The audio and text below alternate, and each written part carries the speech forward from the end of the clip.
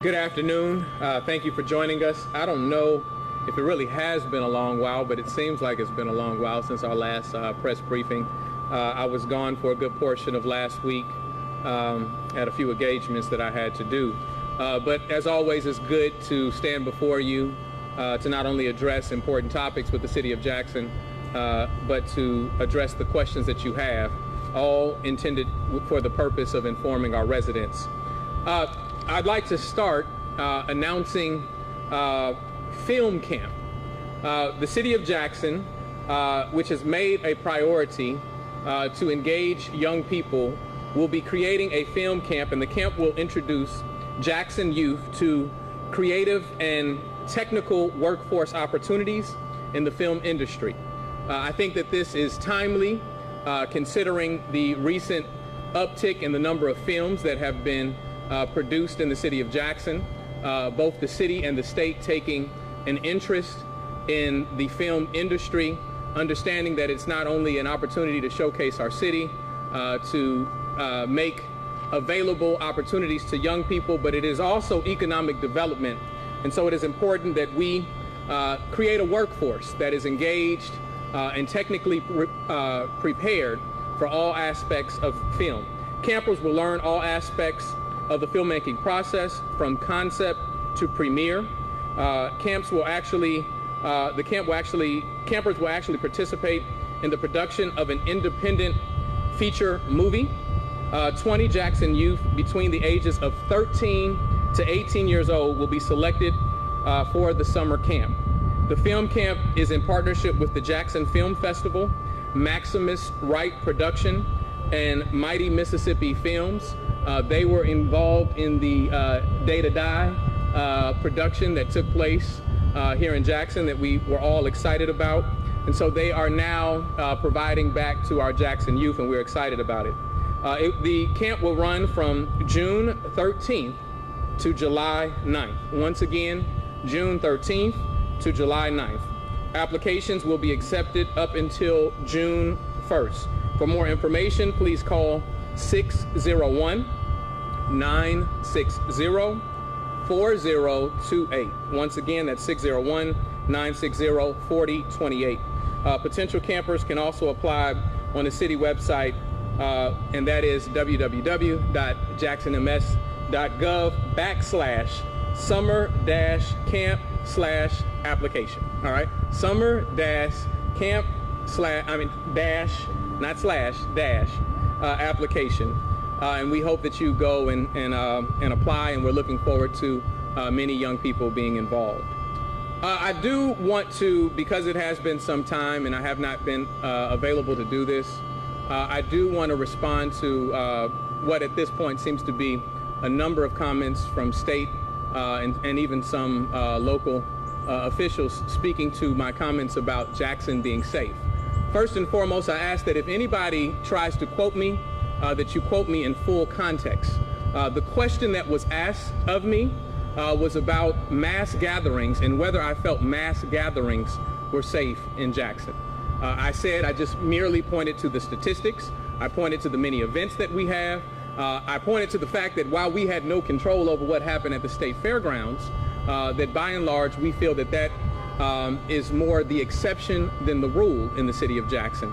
And we actually accomplished many large gatherings in the City of Jackson, and we think that we can safely do so. I also did point to the fact that as it pertains to the crime that we have been dealing with, and Jackson has been struggling with that, we don't hide from that. We are trying to combat that with every resource we have. We have seen this take place all over the country, and we are not escaping that, and we have a number of foundational things that we have to do in order to interrupt those cycles. But I pointed to the fact that most of the violence we see in Jackson overwhelmingly is interpersonal. And so Jackson, so long as you're not, we can't speak to what happens in a private home. We can't speak to if you are engaged in some conflict of some sort with someone, how that might turn out, but we want to interrupt those cycles and make sure that we don't continue to see that trauma. To that end, I'd like to point to where we've been as an administration as we talk about the fact that we want more police officers. The state leadership has been repetitive in saying Jackson needs more police officers. Well, first, I ask that people be informed of the history of where we've been. It is this administration, my office, that proposed a $2 million increase that would have been $20 annually, $20 a year. That's what annually means. $20 a year that would have accomplished pay raises that would have made it more attractive for officers. That was turned down. And so when we talk about that, make sure that you're coming with the full breadth of information as to what the administration has attempted to do. We've also, in spite of asking for money year after year to help support our efforts of fighting crime, we first asked for it as it pertained to cameras for our real-time crime center. Now we see that the state is trying to do at the fairgrounds, trying to create their own real-time crime center. What an ingenious idea. We certainly like it. But we were turned down for that. We asked for money to help do violence interruption programming. That never accomplished. That was never given to us.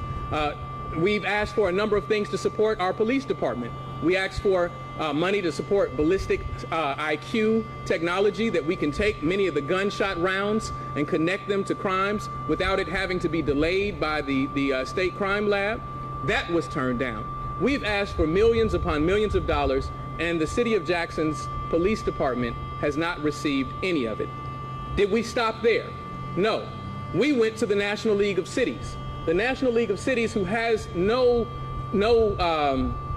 responsibility like the state does to our residents, has given us nearly $1 million in order to stand up programming that interrupts the cycle amongst the demographic that we're seeing the sharpest rise in violence in our community, and that's amongst some of our younger residents. Well, we want to interrupt that. We told you that we're looking to partner with local corporations and businesses so that we get an annual contribution, that we can start a violence prevention and trauma recovery office that looks at stopping at the root causes while we're simultaneously trying to build our police force, trying to make sure that we do what needs to be done on the policing aspect. We're trying to reduce the occurrence of these things taking place in the first place. Coupled with that, when we've looked at things like curfews over the time, and this administration has implemented several curfews over the course of time, but we understand that that has limited return because we don't have the actual facilities to keep people in when those curfews take place. So one thing we're looking to create is a curfew center. If we implement a curfew again, make it less about a correctional facility and more about how we engage, empower, educate many of our young people who have lost their way. Now, if there's a young person who has committed a crime, then that is a different instance, and it is addressed in a different way. But for those young people that may be lost, may have problems at home, instead of just painting it with a broad stroke, we want to be able to get them the specific resources that they need so that we can stop seeing the cycle of violence, the cycle of trauma amongst our young people in the city. That is what I had prepared to speak to you about. If you have any questions, I'm prepared to accept them at this time. Could you give us a little update about the holding facility? Is that what that's going to be turned into in your eyes, or is it going to be a misdemeanor holding? Well, first of all, I don't use the word misdemeanor holding facility. And I think, first of all, we need to be clear on what potential of it could be. It can only be a short-term facility based on requirements for the Department of Justice. No, that what I just spoke about in terms of a curfew center is not a jail, right? In fact, I spoke about that curfew center not even being somewhat of a criminal justice arm, but more of a supportive arm of how we interrupt what's happening with our young people that often don't have the influences that they need in the home. How do we try to stand that up? In terms of what is happening there, we know that our city attorney, along with the county attorney, is trying to work on an agreement so that that can be transferred into the City of Jackson's ownership. Because there are a number of significant repairs that have to be done, we're looking for that agreement to have a reverter clause on it, meaning if we don't have the resources If the county, who said that they're going to still, even if it's in our control, try to help support those repairs, if that is unable to be accomplished, the city of Jackson doesn't want to be in the position where we're holding on to a facility that we could have some liability over. And so that will have some reverter clause. That is still in the works. The city attorney called me just last week. I had a meeting with the county leadership maybe a week and a half ago now about that same matter. And so that's still in production. Okay, Mr. Mayor. So members of City Council publicly declared that they would not pay Richards Disposal for their work done. So has Richards Disposal been paid for their trash collection? And if so, where is that budget coming from? So Richards Disposal has not submitted their bill yet, right? And that's all I will say. I will say that recent pleadings by the council have announced that they want trash pickup to continue. And so hopefully their votes are consistent with their pleadings. Okay, and is there an update on the case involving your veto power? No update to be given at this time. It looks like we'll be going to court over that. You know, we went to court for one thing and it ended up blossoming into other things. I want people to know that I was sued first, right? Yes. The FCC ruling that Richards Disposal can't use the airport location, what options do you have then for facilitating them in the meantime? Or do you keep them there at the airport anyway? Well, let me say this. First of all, what options do I have? I provide a contract to the vendor that I feel is the best qualified vendor to move the city forward at that time. I am not a vested party in any company, so they have to figure that out, and I think that there are some options available. To the extent that I have talked to the leadership at the airport, one, I know that the FAA. I said FCC. Yeah, not that you deal with the FCC. Yeah. The FAA does not actually have the authority to stop a lease, right? The FAA will not step in based on the contract and the upgrades and the expenses that this company has paid to repair hangars over there as a part of their lease. If they are sued for those repairs being made, they won't step up to do that. Secondly, I have been made aware that there's actually contradictory correspondence between the FAA and the airport that talks about garbage trucks, talks about them being parked there, gives provisional approval over it, only for there to be a reversal of course. And so what that suggests to me, Scott, right, is that there's something a little, something that doesn't smell right, and we ain't talking about the garbage trucks, all right? Yes. Mr. Mayor, I want to ask you... And I'm contending with this buzzing, so yeah. Can you tell us whether a payment or invoice for Richards was on the claims docket for today's special council meeting? I know that it was canceled. Honestly, I don't know what today's special council meeting was. I don't think that's what it was. Okay. Public works matter. It was a public, well, that still would fall under the public works. I don't believe that's what it was, but I don't want to misrepresent anything. That's not what, I know that we are anticipating that particular claim to be coming up in the very, very near term. But I don't believe that there was a special council meeting specifically to that issue. I wanted to ask you about, in terms of garbage, if for whatever reason, if Richards walks away, or if after some period of non-payment, legal action is taken, what happens if they walk away? What kind of stopgap measures does the city have, or has the administration looked at for a backup plan for picking garbage up at that point? In the effort of making sure that we come to the table with all objective options, I won't speak to that. I think that Richard certainly has the superior claim in terms of their eligibility and their rightful ownership of negotiation in this moment. And that is what we're focused on at this time.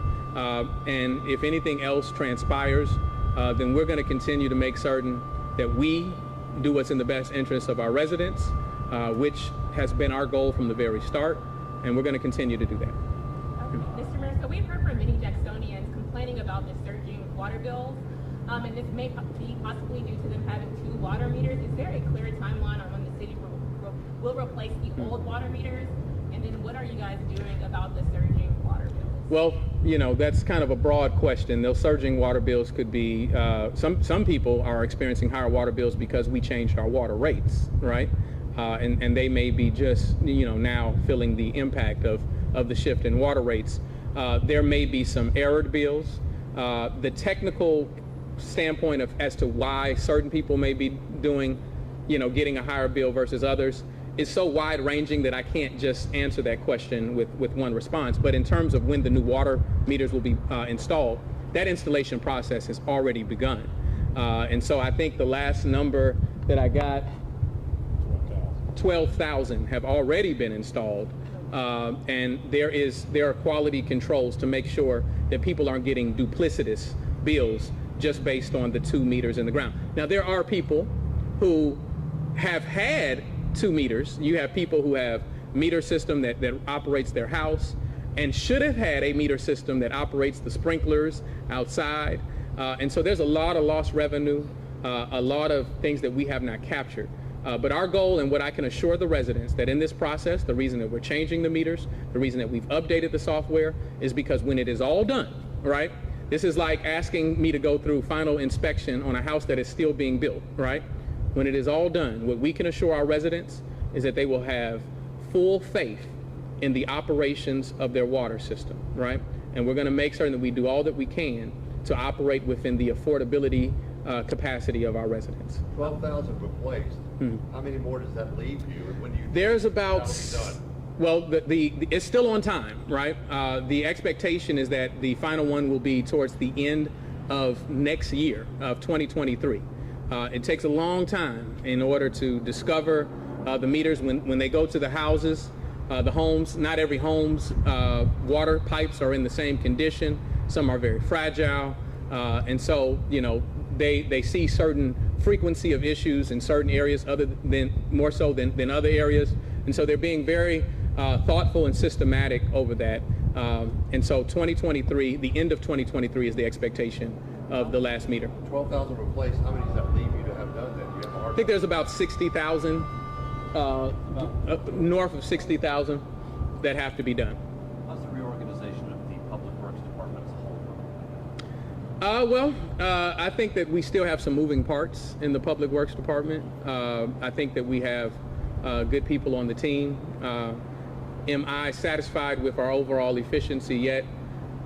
The honest answer would have to be no. But that doesn't mean that there isn't improvement that is taking place. But I do want to see greater efficiency in the various roles that Public Works, along with other departments, have to address. My understanding is that it's being broken, or the plan that I heard was that it's being broken into 3 parts. Is that still? Yeah, that's still in order. I think that is the most helpful structure.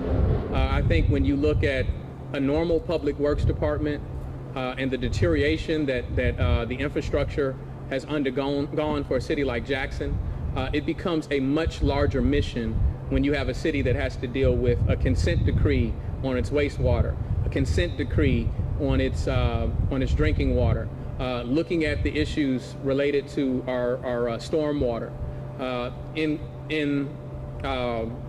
also in conjunction with the other responsibilities of paving streets, of doing routine maintenance, of the administrative roles within a Public Works department. We want to make certain that we're not putting too much of a burden on any one individual. Has the Siemens settlement money now been spent? Can you bring some clarity to that, please? Scott, we done talked about this Siemens settlement a million times, but to remind people, there is some money left from the Siemens settlement. A good portion of that had to go towards payment of our bond covenant, that if we were out of compliance with our bond insurers, it would have made our bonds callable, which meant that the city of Jackson would have had the responsibility of paying up to $300 million at one time. So to save the city from insolvency, we had to do that. There was a certain amount of the money that was paid towards various improvements to stand up and make certain that we can move into the new system that we're going into. Okay. But there is some left. I was hoping to get an update on some of the roadblocks that were around Jackson, just kind of like, are they being successful, or like, are the JP successful with preventing crimes, getting unregistered guns, all that kind of stuff? So the roadblocks continue to recover criminal activity in the midst of them. Now, they are administrative checkpoints. Let's be clear on that. They are administrative checkpoints, and they continue to do that. But as I said, just as we announced the roadblocks, it's not the panacea, right? It's not the magic pill that suddenly solves crime in the city. Our intent is not to criminalize poverty either, and so we're continuing to work out the kinks and work with the Poor People's Campaign, and we thank them for their support and their work in that area. But they are continuing. We have not reversed them, but you know, it hasn't solved all of these issues. You know, when someone decides to kill their loved ones in their house, the roadblock can't stop that, right? I think that one thing we should all be able to agree on is that for whatever reason, there's an oversaturation of guns in our community, and they are in the hands of the wrong people. That may be due to the lack of mature judgment of young people, right? It may be because people have a history that suggests that they should not be carrying weapons right now anyway. And we have to be able to solve those things. We have to be able to give those that are in the vein of policing, our officers, we have to give them all the available tools in order to do their jobs. And so we're concerned about that. Do you have any statistics of like how many, you know, if there's got illegal substance, more guns? We can get you that. I don't have it prepared right now, but we can get you that. Okay, Mr. Mayor. We're gonna cut it off soon. All right. So, city council members stated that the money that was supposed to be used towards the Juneteenth and July 2nd fireworks show should go towards public safety. So I want to know your thoughts, because many Jacksonians were looking forward to those fireworks shows. Well, I would say this, that I think that we have to have an expansive view of what public safety looks like, right? Yes, as I said, we do need to pay officers, right? I told you what our solution was for that. But we also need to engage young people, right? Give them events to go to. Not, you know, an idle mind is the devil's workshop, right? And if you don't have anything for a young person to do, if you're not organizing the block, then somebody's going to organize the block for you. And so we see that as part and parcel. That's why I'm talking about curfew centers. That's why we're talking about a film camp. That's why we're talking about Jackson youth employment in the city, is because we're trying to give them an alternative, right? Bring them in to love on them, because if we don't love on them, someone else will, and they may not have the same designs for our city that we do. And so we think that is important. I think it is also important that we watch the statement that we're making in a city which is 85% black, in a nation that just declared Juneteenth as a national holiday, for us to fail to celebrate Juneteenth. That is problematic.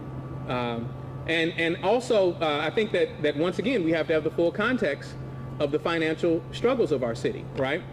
We have a depleted reserve. Why do we have a depleted reserve? Because that money is going to pay garbage fees, sanitation fees. We were in an emergency contract at that time. We know that all of the bids were significantly higher than the rates we had been paying. So we came before the council and said, if we don't do this, it will deplete our resources, and it is doing just that. And so there is a solution in hand. It's not that the city is mismanaged in a way, it's that we're not making the necessary decisions that everyone has told us we need to make. This wasn't advised by just the staff of the city of Jackson. We had PFM, our city financial advisor, come all the way from Memphis and show the information and why these decisions needed to be made. And so this is merely just coming into fruition what every data point said would happen. And so we need to be able, I think we can have tough conversations about where we cut corners. And I think that really will be a tough conversation once we get into the nuts and bolts of that. But, you know, a decision to cut off fireworks is not going to save our police department. It's not going to stop crime if we don't have fireworks for our residents. Thank you. That's my last one. I got you. No, you skipped her. She's been Oh, I'm sorry. in for a while. You kind of sandwiched in between both the cameras and the other reporters. I know, I'm sure too. Yeah. Just going back to public works, I know that the city engineer has retired, and we talked a little bit about reorganizing the department. But in terms of someone, being in that position, is it someone serving in an interim role? And if So Robert Lee is serving in the interim role, and there's talent that we're looking both internally and externally in order to fill some of the voids there. Okay.